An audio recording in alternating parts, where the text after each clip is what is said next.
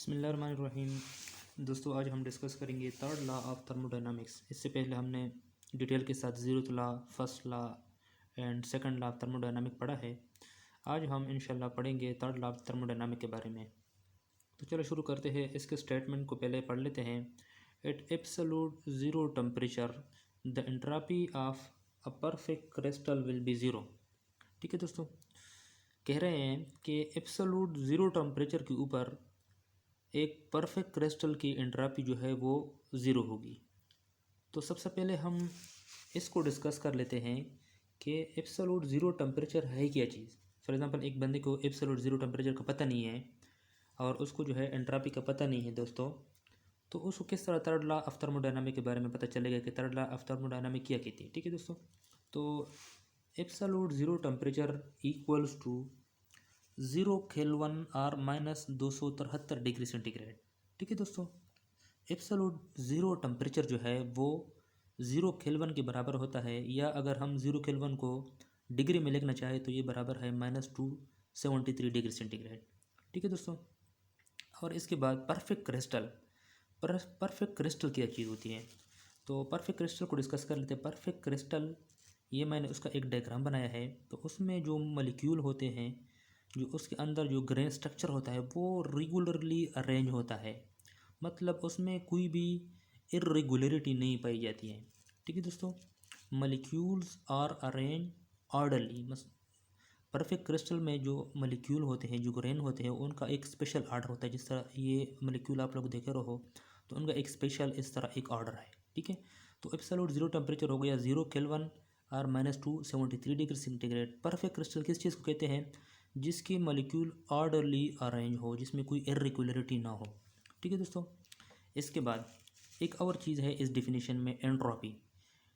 हमने absolute zero temperature को भी जो है डिस्कस कर लिया, परफेक्ट क्रिस्टल को भी डिस्कस कर लिया। अभी डिस्कस कर लेते हैं एंट्रोपी को। ठीक है दोस्तों, तो एंट्रोपी क्या है, एंट्रोपी क्या चीज़ है। Entropy disorderness of a system. For example, एक सिस्टम है, उसमें कितनी इरेगुलरिटी है उसको हम कहते हैं एंट्रोपी। ये अगर हम परफेक्ट क्रिस्टल ले लें तो अगर हम इसको सही गौर से देखें तो उसमें कोई भी इरेगुलरिटी हमें नहीं पाई जा रही है।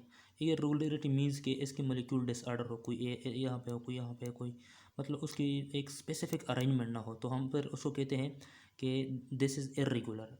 लेकिन अभी जो है ये सारा का सारा रेगुलरली अरेंज है। ठीक है, तो अभी आते हैं स्टेटमेंट की तरफ। दोस्तों, स्टेटमेंट क्या कहती है, एब्सोल्यूट ज़ीरो टेम्परेचर के ऊपर entropy of perfect crystal will be zero. कोई भी परफेक्ट क्रिस्टल है, मान लीजिए ये परफेक्ट क्रिस्टल हमने ले लिया और उसकी टेम्परेचर हमने कितनी रखी, -273 डिग्री सेंटीग्रेड और 0 केल्विन इस सिस्टम की, तो इसकी एंट्रोपी कितनी होगी, ये ज़ीरो होगी। एंट्रोपी हम किस चीज़ को कहते हैं, डिसऑर्डरनेस को। तो अगर हम गौर से देख लें तो इसके अभी इसमें कोई डिसऑर्डरनेस नहीं है, ये ऑर्डरली अरेंज है। और अगर हम इसकी टेम्परेचर को मज़ीद कम कर दें, देखो दोस्तों, जब भी हम किसी सिस्टम को एनर्जी देंगे तो उसमें डिसऑर्डरनेस आएगी, मतलब उसके मॉलिक्यूल एक जगह से दूसरी जगह जाना जो है शुरू करेंगे, तो उसमें इरेगुलरिटी आएगी। लेकिन अगर हम उसकी टेम्परेचर को डिक्रीज़ करेंगे करेंगे करेंगे तो वो मॉलिक्यूल अपने एक स्पेसिफिक पोजीशन में, रेस्ट पोजीशन पे आना शुरू हो जाएंगे। टेल अगर हम -273 डिग्री सेंटीग्रेड तक वो टेम्परेचर लेके आ जाए इस सिस्टम की, तो उसके मॉलिक्यूल जो है बिल्कुल रेस्ट में आ जाएंगे, उसकी एनर्जी ज़ीरो हो जाएगी, उसकी मोशन ख़त्म हो जाएगी। उसकी जब एनर्जी ज़ीरो होगी, मोशन ज़ीरो हो जाएगा, अभी इसके बाद मज़ीद इसमें कोई इरेगुलरिटी नहीं पाई जाएगी, मतलब इसमें कोई और डिसऑर्डरनेस पॉसिबल ही नहीं होगा। तो इस टाइम हम कहेंगे कि ये परफेक्ट क्रिस्टल है और इसी टेम्परेचर के ऊपर इसकी एंट्रोपी जो है वो कितनी है, वो ज़ीरो है। ठीक है, तो so when temperature equal to -273 degree centigrade or 0 Kelvin, then molecules have no motion because they have no energy। अगर हम किसी सिस्टम की टेम्परेचर को इतना कम करें कि वो 0 केल्विन के बराबर हो जाए, तो उसके अंदर जो मॉलिक्यूल होंगे उसकी एनर्जी ज़ीरो हो जाएगी। ठीक है, जब उसकी एनर्जी ज़ीरो हो जाएगी तो उसमें कोई मोशन नहीं होगा, मतलब वो एक जगह से दूसरी जगह मूवमेंट, हरकत नहीं कर सकेंगे। ठीक है, तो उसी टाइम उसकी एंट्रोपी, उसमें डिसऑर्डरनेस वो ज़ीरो होगी। थर्ड लॉ ऑफ थर्मोडायनामिक ये कहती है कि अगर आप टेम्परेचर को 0 केल्विन तक लेके आ जाए और वो हो परफेक्ट क्रिस्टल, ऑर्डरली अरेंज हो, तो उसी टाइम इस टेम्परेचर के ऊपर इस सिस्टम की एंट्रोपी जो है वो ज़ीरो। ठीक है दोस्तों, तो आई होप कि आप लोगों को ये समझ में आया होगा। अगर आप लोगों का कोई क्वेश्चन हो तो आप लोग कमेंट में पूछ लीजिएगा।